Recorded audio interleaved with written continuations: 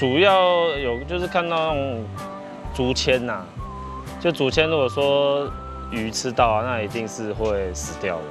啊，或者是塑胶袋，那塑胶袋的话也没办法消化，这个就对环境会糟害。还有保利龙，对，这一些比较常见的。我目前海洋废弃物最大宗的就是当然就是蚵棚了那蚵棚它就是一个竹材竹子去加工的再来就是它的浮具浮具的量也不少，主要也是保利龙，再来就是我们的渔网。那另外就是说，我们这个蚵棚的一个管理机制我们目前有一些措施了像总量管制，就每一位蚵农他养的数量其实我们在几年前就核定了那这个总量管制它就不能超过我们核定它的数量那再来就是说它要申报这个申报制度就是它每一年都要向渔会来做一个申报，它养殖的一个棚数那就要做申报。那申报以后，我们后续就会做一个管控。等它养殖完成，它回收的棚数要一样。如果它有少，那一棚就要花3000块。目前大概就是有做再利用的部分有做我们有机肥燃料或者是一些一般的一些肥料那这个部分呢，我们目前都做了非常的都很健全那另外我们在这2、3年也跟龙崎这个农会，因为龙崎农会它本身就是我们黑竹炭的一个特产的一个农会所以由他们原有的设备它的窑去做我们这些我们所谓的海竹炭，就是利用废弃科架，那我们就是研发出了一些海竹炭的系列商品。那其中可以看到我们的海竹炭的竹醋液，那它这个利用在我们的吸附异味像是我们的厕所，或是说是我们有人在抽烟的话，它都可以有除臭的功能。那另外还有我们的海竹炭的除臭包，我们可以放在衣柜鞋柜它是一个环保，然后可以重复利用，拿去晒太阳都可以重复的使用。掌握施政3分钟，台南进步向前冲。对于海洋垃圾其实坦白讲，各国也都非常的在意，尤其对了让我们这个地球的环境更好。我们台南市从2021年9月开始追踪我们台南市的海废的一个清理，当年度到去年2022年已经清理了将近3000吨，3000多吨，到今年已经清理了将近5000吨那所以说我们一步一步的在做，也希望说让我们的环境更好。那我也希望说这种东西最好是大家不要丢垃圾嘛，就不要丢海洋，不要把垃圾随便丢弃在海洋中这是最好的，免得可能你丢1公斤垃圾，可能要花很多时间才能清理掉。所以呢，因此希望大家最好还是把垃圾带回家丢到正常的地方，不要再丢到海洋里，不要污染我们的海洋。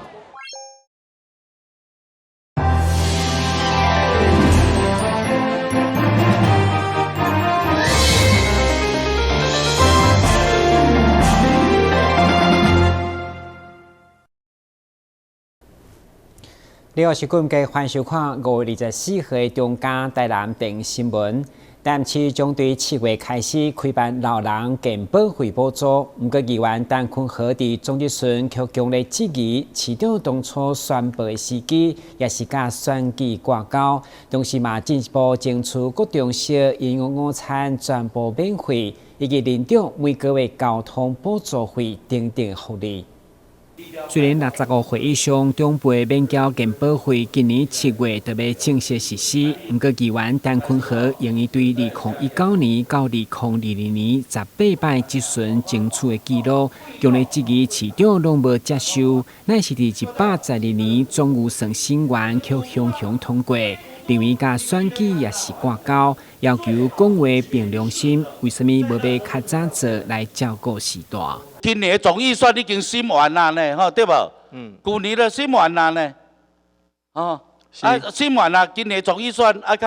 这条预算是去年编的呢。都以去年的健保及福利金来匀支所以你要从去年来甲移植的，所以你去年通过，去年就同意说65岁民调健保会。安尼你有国民党的伫遐开记者会遐侪是开什么意思？我无想要甲选举挂上钩，因为选举来就要选，就要实施，安尼我不爱。没有挂上钩啦，接下去就国会大选啦。国会如果每年这样2、3年都有选举，我就不要做了。只是因为去年是我自己要选举，我是当事人。所以我不想跟我自己的选举挂上钩。可是我没有选总统啊。安尼总有选的时阵，总预算的时阵，进行的时阵，那你无要挂钩的时阵，你还开记者会，加了1000块钱，加了1500块钱。议会不是有做？你要上来讲吼，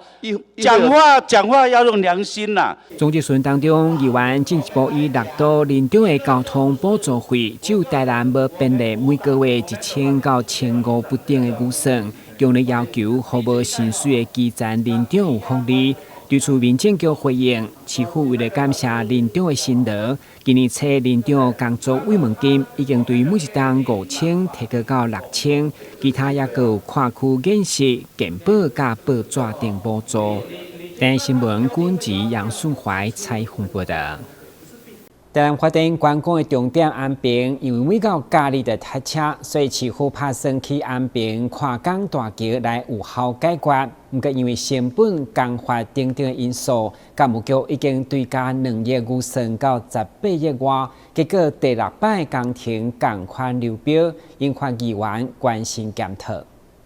台南市安平渔港跨港大桥预计去年底动工，2026年完工。不过因为工程招标无顺利，5月23已经是第6摆流标，连带影响完工的时程，毛当地居民相当的失望。对此，议员李克伟强烈要求市府检讨。这个安平跨港大桥算是地方那重要的交通道路重大的一个工程。这个我们看到这么多次的一个流标像之前起为有那个局长去审当然说有检讨过后一些经费有调整不过这毕竟是地方也是可以算是我们的一个重大的一个工程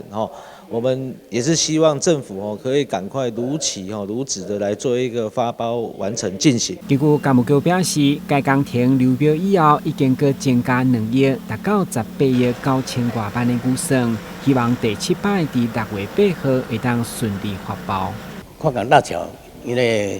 这个工程巨大，而且是在海中的工程，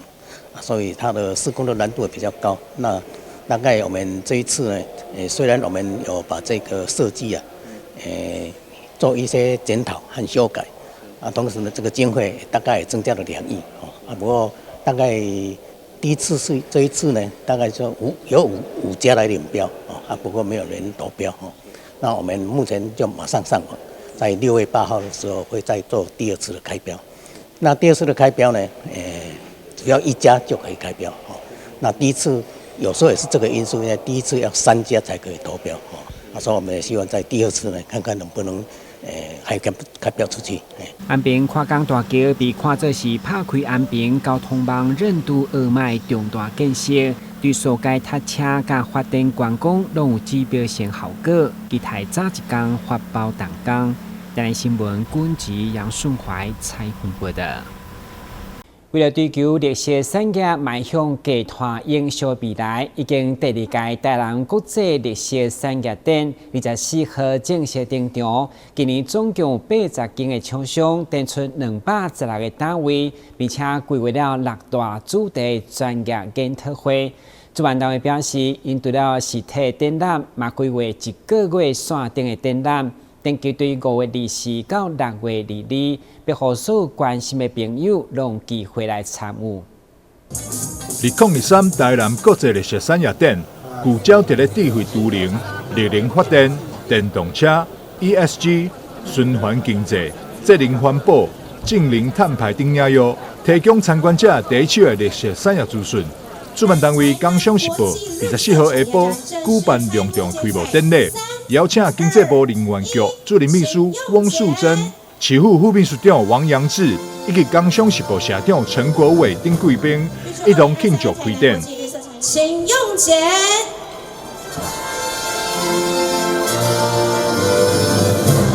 祝2023台南国际绿色产业展开展成功，厂商订单满满。蔡英文总统在今年5月的时候宣示，我们要做一个碳权交易所。那碳权交易所，据我了解，证交所会把碳权交易所的这个地方就设在高雄。所以我们看到未来整个台湾的一个绿能产业的一个重镇是会在南台湾。那观光时报很荣幸，有机会跟南台湾的绿色产业一起来成长。我们希望观光时报过去我们办了机械展30年，我们也希望我们在绿色产业展能继续办30年。从今天的展览的项目，从我们的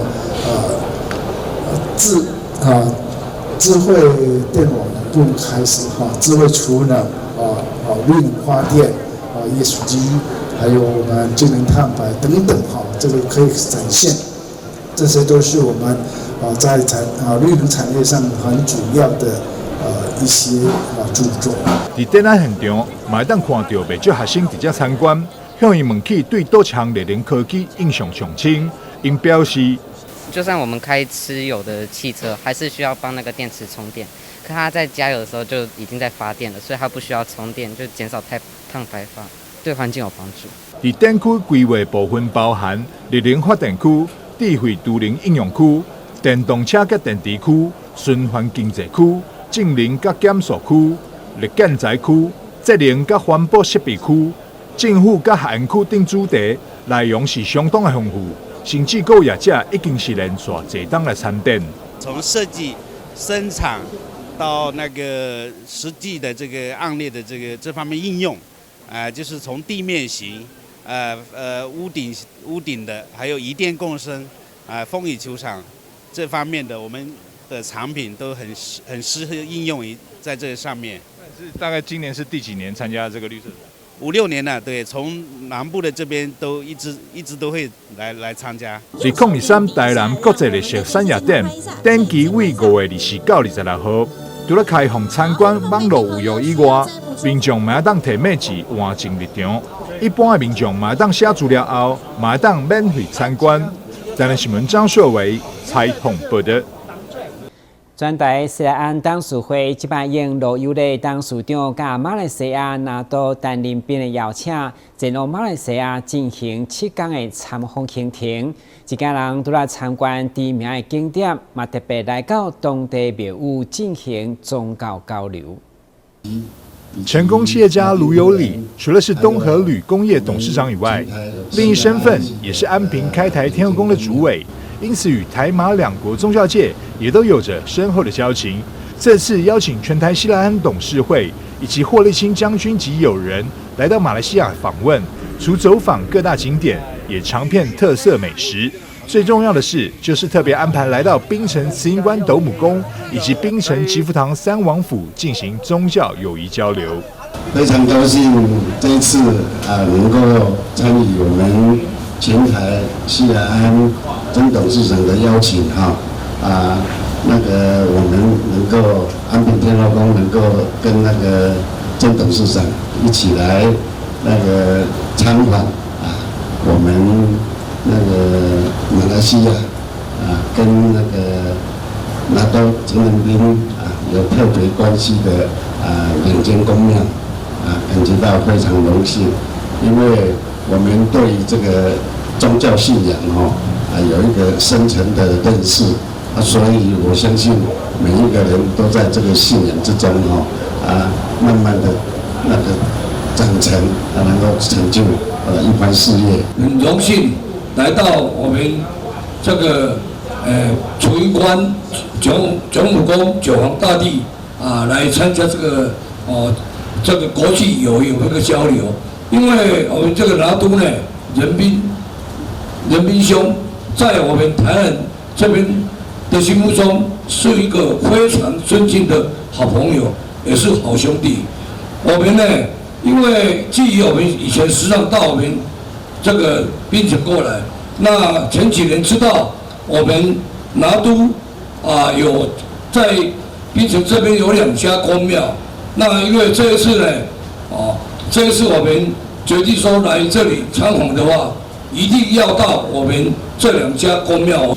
这2间公庙的主席陈仁彬，不但也是台南人，而且在事业成功的同时，更大力做公益。常年关怀弱势，也协助政府防疫，伟大的贡献让他在4年前获得马来西亚政府授予拿督的荣誉。这次看到这么多老朋友来访，拿督陈仁彬展现出无比的热情与欢迎。全台西来安所有的那个理事跟我们的四海同心会的兄弟姐妹来槟城玩，我们在槟城非常欢迎他们。很欢迎我们所有来自台湾的嘉宾们，谢谢你们今天的到来。全台西来安参访团由董事长曾正义率队，协同名誉董事长萧志光、赖自强、副董陈美琪、林子云、董事吴雅玲、楚延平等贵宾，在马来西亚进行7天的访问行程。对于能够透过宗教交流，促进双边的友谊，也让参与访问的朋友都感到非常荣幸。陈仁彬呢嘛是阮台南人，伊来马来西亚呢槟城奋斗非常成功，而且呢对这个国家社会奉献真大，所以被封为拿督这届感谢伊这个甲阮接待这个这个宫庙的这个交流会当遮顺遂。这届咱台湾甲马来西亚拿督陈仁彬拿督。另外能跟宫庙文化的交流，过程真顺遂。再次嘛，感谢阮张董事长带领，以及咱这当地拿督，陈仁彬拿督的交代。拿督陈仁彬表示，7月份他也将带领许多马来西亚的好朋友再度拜访台湾，将这份情谊延续下去，也祝福大家都能。中嘉新闻张秀维在槟城的采访报道。天气一个小热，真侪人拢会选择去耍水。为了提高民众水上安全的观念，体育局加强举办水域安全的宣导。除了民众会记得防止渡水的撇步，嘛会选择有合格防护设施，以及有救生员的水域，才当耍得欢喜个安全。下水前先暖身，不可穿着牛仔裤下水。戏水游泳要格外的小心。国小学生伫台顶事发拄着渡水，应该如何预防甲自救？夏天上高发生渡水事件，因此市府特别举办宣导活动，来加强民众对水域的安全观念，避免发生事故。那我们在宣导方面每一年的3月我们就会做盘点，盘点完以后，我们来做一个教育的问题，让小朋友他们到海边去、到溪边去都能够有一个这个安全的这个措施跟那个观念。台南市伫108年到110年，曾经创下水域无事故的记录，也毋过时间一久，真侪民众可能会疏忽对水域的安全意识，所以市长再次呼吁民众。耍水的时阵，爱提高警觉。对于水域安全其实从南到北，从北到南，大家都非常重视的。尤其台南市河川很多，那在过去几年来，台南市都一直维持在夏天，暑假期间学生都没有溺水的状况。那去年发生了2件，因此呢，我们今年要特别的加强这个水域安全的这个教育与宣导。那更何况前2天发生在其他县市的一个瀑布，这个攀爬，结果造成重大的伤亡了。这个部分我们特别的要汲取这个别人的所发生的教训。所以我们今年我向台风季节已经到了，我们会强力的宣导，强力的加强，还有把一些过去曾经发生溺水事件的地方，我们加派人力来这个守望相助来。注意一下那个海域的安全。体育局表示，会积极辅导各校安排水域安全知识课程，使学生建立正确的水域观念。另外，暑假也紧要来到，提醒家长爱留意囡仔去向，民众也爱慎选出外地点，才会当确保安全。台南新闻综合报道。近年来，因见成本提高，带动房价嘛直直起，加上民生物价对立起，互民众痛苦的指数愈来愈高。根据内政部资料显示，全台湾去年第4季新增加房屋贷款基数已经达到297个月，再次创下历史新高。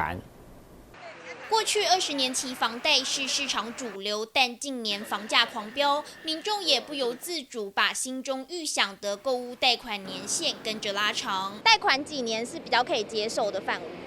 ？30年吧。据内政部统计，全台去年第4季新增房贷期数来到297个月，再创历史新高。除了房价飙升外，物价涨不停也是一大原因。最主要这1-2年的物价它其实有提升，那在我们的人民的消费者的那个薪水它如果没有变动的情况下，其实它能把钱拿来负担房子的部分，其实能力本来就是比较有限的，所以因此呢，很多消费者他会去选择说，把那个银行还款的期数拉长，这样子他们比较有能力去负担。不过，今年的房地产热点高雄，在台积电话题加持下，房贷期数却不增反减。从数据上来看，去年第3季为306期，第4季则下滑到了302期。不一定只是单单是台积电的因素，可以再多看后面下一季或者下季，看整体的波动是不是真的有呈上往下。以高雄前镇区来看，民众购屋住宅总价平均落在1000万元左右。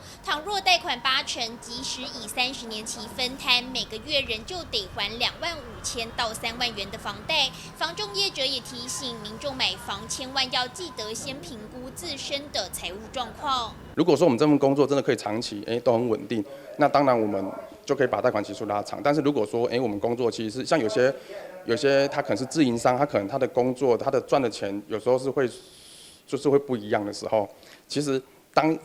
利率高，那身上有些闲钱的时候，也可以考虑早点把那个房贷的部分稍微还一还。购物成本增加，年轻人买房越来越不容易。如今看屋族大多都是双薪家庭，或是有获得家人金援。想买房的年轻人不妨把目光转向屋龄较高的中古屋，更容易入手。以总价来讲，其实中古屋跟新成屋比，总价还是稍微低一点。那而且它的使用空间也比较大，所以其实也可以建议，如果说我们其实不一定说一定要买全新的房子，或许中古屋也是一个不错考虑的一个点。根据薪资查询平台统计，高雄平均薪资36412元，但以当前的房价来看，即使用30年期分摊，想凭一己之力购屋，恐怕还是难上加难。记者郑光佩、苏玉文高雄报道。感谢收看5月24日中嘉台南电新闻，我是郭文杰，咱再会。